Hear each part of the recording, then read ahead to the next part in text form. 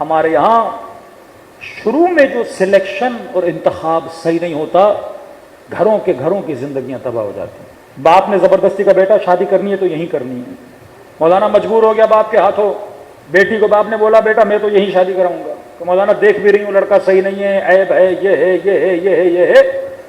اب یہی بیٹی جو شروع میں باپ کے احترام میں کسی غلط جگہ پہ شادی کے لیے راضی ہو جاتی ہے، پھر پوری زندگی اپنے باپ کو برا بھلا کہتی ہے، اس نے شادی کرائی تھی۔ اگر یہی ریزسٹنس شروع میں دکھاتی کہ میں بھائی اس غلط بندے سے شادی نہیں کروں گی، تو زندگی کیا رہتی؟ آباد رہتی۔ یہ نہیں کہ ماں باپ کی سنو نہیں، ہاں سنو وہاں پہ جہاں اچھا بولیں، اچھی جگہ ہو، وہ اہل بیت کے معیار ہوں وہاں پہ ہو۔ اب غلط انتخاب نسل کی تباہی۔ چھٹے امام جعفر صادق علیہ الصلوۃ والسلام، امام نے فرمایا جس نے مال دنیا کو دیکھ کر اپنی بیٹی کی شادی کسی نااہل ناخلق بندے سے کرا دی، قیامت کے دن جب اٹھایا جائے گا اللہ کہے گا اس کے نام اعمال میں لکھو اس نے اپنی بیٹی کا خون کیا ہے، یہ قاتل ہے، کیونکہ نسل تباہ کی ہے اس نے۔ امام کے پاس آیا، امام نے کہا دیکھو، ایک بندہ آیا کہ مولا شادی تو میں نے کی ہے لیکن ہم خوش ہیں۔ مولا فرماتے ہیں مثال کبھی یونیک کیسز کی نہیں دی جاتی، آل اوور آپ کو مثال دینی چاہیے۔ پوری دنیا میں بھائی کوا کیا ہوتا ہے؟ کالا ہوتا ہے۔ اب شاید آپ کسی ملک میں جو کوا سفید مل جائے، لیکن کیونکہ زیادہ تر کوے کالے ہوتے ہیں تو ہم کہتے ہیں کوا کالا ہوتا ہے۔ ہو سکتا ہے کوئی یونیک کیس نکل آئے کہ کسی غلط بندے کو بیٹی دے دی لیکن بیٹی بھی خوش رہے۔ امام نے کہا دو چیزوں پہ ذہن ڈالو، اگر تمہاری بیٹی کے لیے رشتہ آیا، بیٹے کے لیے رشتہ آیا، تم نے مال دنیا اور مختلف چیزیں دیکھ کے شادی کرا دی، دو کنڈیشن ہیں، کفویت کو نہیں دیکھا، ذہنیت کو نہیں دیکھا، کلچر کو نہیں دیکھا، دونوں کے کیلیبر کو نہیں دیکھا، شادی کرا دی۔ اور فرماتے دو صورتیں، اگر مزاج نہ ملا اور مرد بردبار تھا، صبر کر گیا، تمہاری بیٹی پہ ظلم نہ کیا تو خوش رہیں گے، اور اگر مزاج نہ ملا اور اگر یہ بے دین تھا، بردبار نہیں تھا، ہو سکتا تمہاری بیٹی پہ کیا کرے؟ ظلم کرے۔ تو دو کنڈیشن ہے، یا خوش رہے گی یا نہیں رہے گی۔ جب وہ مرد اس سے خوش نہیں رہے گا تمہاری بیٹی پہ ظلم کرے گا، یا خوش رہے گا اگر مزاج مل گئے۔ اور فرمایا اگر تم نے کسی دیندار بندے کو، صاحب تقوی کو، خوف خدا رکھنے والے کو، اہل بیت کے نیٹ ورک کی سوچ میں پنپنے والے کو اپنی بیٹی دی، پھر بھی دو کنڈیشن ہے، ہو سکتا ہے ان دونوں کا مزاج نہ ملے، مزاج مل گیا تو پھر بھی خوش رہیں گے، لیکن اگر مزاج نہ ملا کیونکہ وہ بے دین تھا وہ ظلم کرے گا، یہ کیونکہ دیندار ہے تمہاری بیٹی پہ کبھی ظلم نہیں کرے گا۔ تو دیندار بندے کا پلس پوائنٹ ہے کہ تمہاری بیٹی کیا رہے گی؟ خوش۔ اب دینداری کی ایکسپلینیشن کیا ماسو فرماتے دیکھو، امین ہے کہ نہیں، صادق ہے کہ نہیں۔ دینداری کا مطلب نماز پڑھنا نہیں ہے، دینداری کا مطلب ماتم میں آنا نہیں ہے، ہاں زبان کا سچا ہے کہ نہیں، امانت میں کہیں خیانت تو نہیں کرتا، یہ بیسک نشانیاں ہیں، ان میں آزماؤ۔ پہلے اس کا کیریکٹر دیکھو، ہو سکتا ہے نماز عادتاً پڑھتا ہو، مسجد عادتاً جاتا ہو، ماتم عادتاً کرتا ہو، اس کے اندر معرفت ہے کہ نہیں ہے، یہ چیزیں دیکھو۔ اور آج کے زمانے میں کسی جوان کو پہچاننا، کسی خاتون کو پہچاننا بڑا مشکل نہیں ہے، پہلے زمانے میں مشکل تھا۔ کہ مولانا کیسے پہچانے؟ میں نے کہا روش یہ ہے، اس کے ہمسایوں سے پوچھو کیسا ہے، اس کے دوستوں سے پوچھو کیسا ہے، آج پوچھنے کی ضرورت نہیں ہے، اس کا فیس بک اکاؤنٹ کھول دو، فرینڈ لسٹ میں چلے جاؤ، پتہ چل جائے گا۔ آج کئی خواتین اپنے اکاؤنٹ بنا کے بیٹھی ہیں، دیکھ لو دوست کون سے ہیں، رفقا کون سے ہیں، دوستیاں کہاں ہیں، اس کا مائنڈ سیٹ ریڈ کر لو گے۔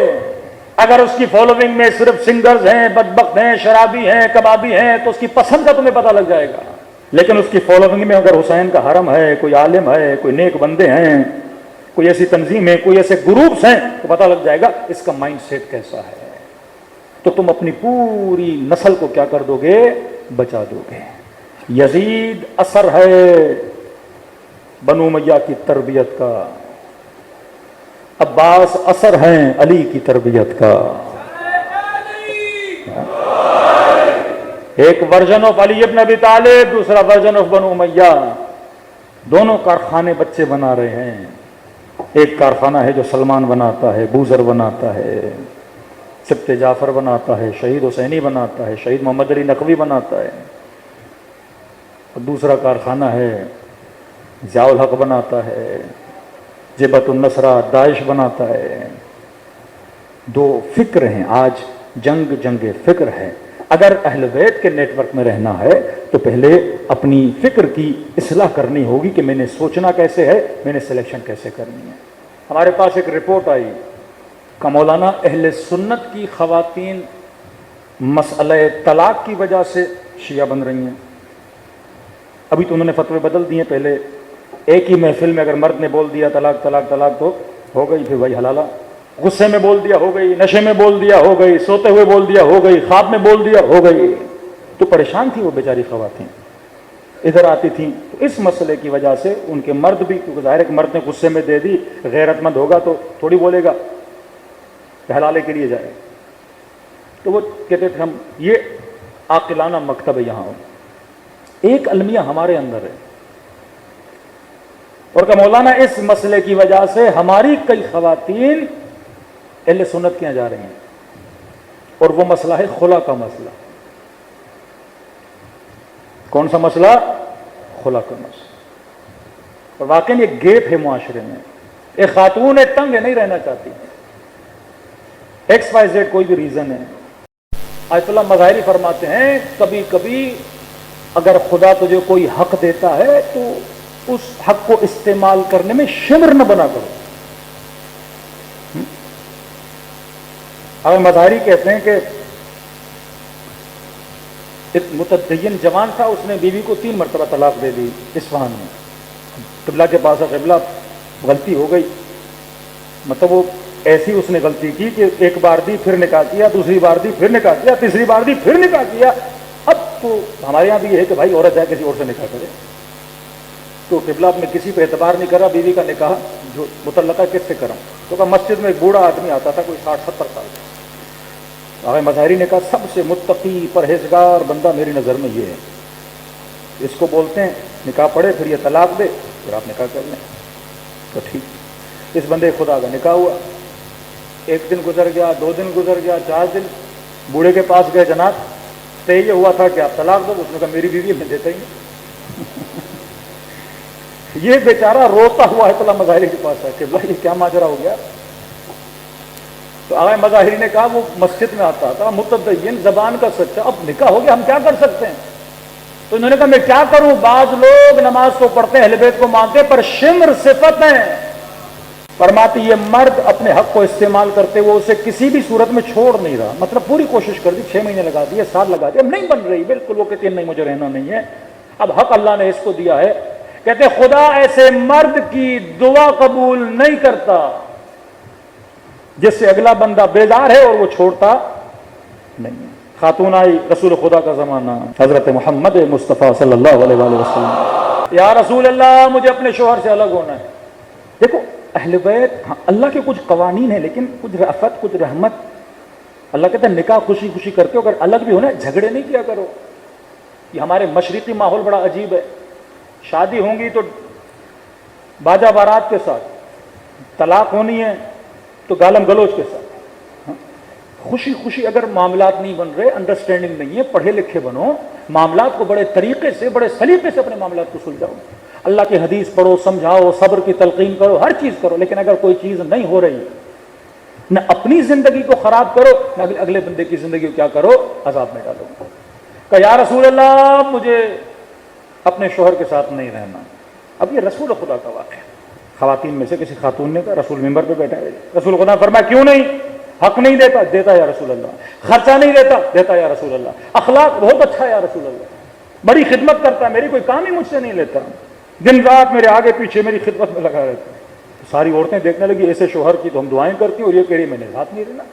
نبی نے فرمایا پھر رہنا کیوں نہیں چاہتے؟ یا رسول اللہ اس کی شکل مجھے پسند نہیں ہے، کیونکہ یہ عرب کی خوبصورت ترین عورت تھی اور وہ بیچارہ تھوڑا شکل کا کم تھا۔ تو نبی نے فرمایا کہ حق مہر میں کیا دیا؟ یا رسول اللہ اس نے باغ دیا تھا مجھے حق مہر میں۔ نبی نے فرمایا واپس کر دو گی؟ ہاں یا رسول اللہ جو مانگے باغ دے دوں گی، ایکسٹرا بھی جو مانگے میں دینے کے لیے تیار ہوں۔ نبی نے اس کے شوہر کو بلایا کہ تمہارے ساتھ رہنا نہیں چاہتی، میں کہہ رہا ہوں اسے چھوڑ دو۔ اس نے کہا رسول اللہ آپ کا حکم ہے، میں نے کیا کر دیا؟ آزاد کر دیا۔ اب وہاں پہ شمر بن جاتا، اللہ نے مجھے حق دیا رسول اللہ میں نہیں کروں گا، کیونکہ نبی دونوں مزاجوں کو دیکھ رہے ہیں۔ گھر قرآن میں 5 نشانیاں بتائی ہیں گھروں کی. پہلی نشانی لتسکنو، ہم نے تمہیں شادی بولنے کا بولا تاکہ تمہارے گھر میں کیا آئے؟ سکون آئے. وجعلنا بینکم مودہ، اور ہم نے تم دونوں کے بیچ میں کس چیز کو پیدا کیا؟ محبت کو پیدا کیا. ہم نے ایک دوسرے کا لباس تم دونوں کو بنایا. ابھی گرمی کا موسم ہے، میں نے پتلی ابا پہنی ہوئی ہے، کل موٹی پہن کے آؤں 4 سیٹر پہن کے ہو تو آپ کہیں گے مولانا بھی لگتا ہے آج ان کا دماغ صحیح نہیں ہے. ہاں؟ گرمی کے موسم میں سیٹر پہن کے مولوی آ گیا تو آپ کہیں گے اچھی بات نہیں ہے، خلاف عقل. تو گرم موسم میں ٹھنڈا لباس، ٹھنڈے موسم میں گرم لباس. کہن لباس لکم وانتم لباس لہن، تم ایک دوسرے کا لباس ہو. شوہر مزاج میں غصے میں آ جائے تو بیوی نے ٹھنڈا رہنا ہے، بیوی غصے میں آ جائے تو شوہر نے ٹھنڈا رہنا ہے. گھر کو بنانے کے لیے ترکیبیں بھی بتائی ہیں، لیکن اگر کوئی کسی ترکیب پہ چل ہی نہیں رہا، پھر یہ مسائل آ جائیں، پھر کورٹوں میں چلے جائیں، پھر وہ خلا شریعت کے طور پہ صحیح نہ ہو، پھر یہ جا کے کسی اور سے نکاح کرے، گناہ اندر گناہ ہو جاتا ہے. فرمایا شریعت کو سمجھو، مسائل کو سمجھو، گھرولی فیملی کو سمجھو، اہل بیت کے اخلاق کو سمجھو، ان کی رفتار کو سمجھو. پھر جب اس نیٹ ورک میں آؤ گے پھر کہیں گے المؤمن کیس، مومن ہوشیار ہوتا ہے، مومن تیز ہوتا ہے، مومن حکیم ہوتا ہے. یہ ساری غلطیاں اسی لیے ہوتی ہیں کیونکہ شروع میں ہمارا انتخاب غلط ہوتا ہے. امت کا امامت میں انتخاب غلط تھا، امت قاتل حسین ابن علی بن گئی. اگر تو اپنی زندگی میں انتخاب غلط کرے گا، بچوں کا بھی قاتل بنے گا، کبھی خودکشی کر کے اپنا قاتل بنے گا، کبھی اپنے سکون کا قاتل بنے گا، کبھی اپنی نسلوں کو تباہ و برباد کر دے گا.